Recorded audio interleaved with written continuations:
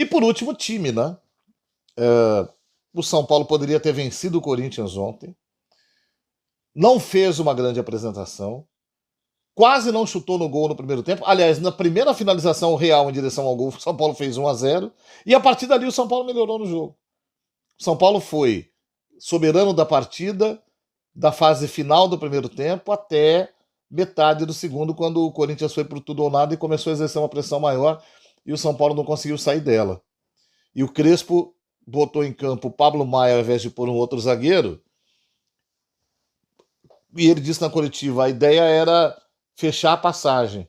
E ele não conseguiu fechar, e a passagem aconteceu mesmo com ele em campo, marcando errado, em posição errada, e o Corinthians conseguiu fazer o gol aos 90.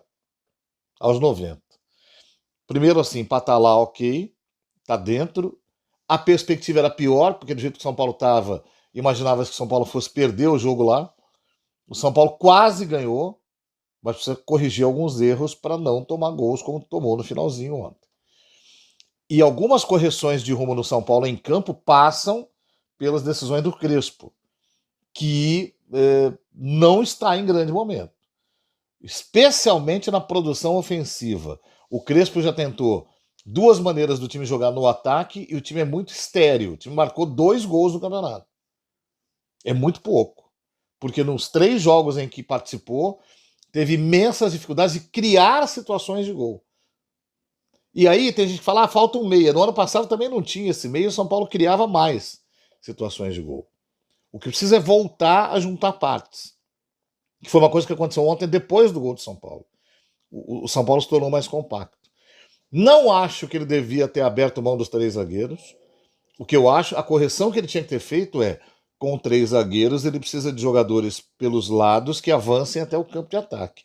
Não adianta você ter 3 zagueiros e ter o Enzo Dias, não adianta você ter 3 zagueiros e ter só o Cedric.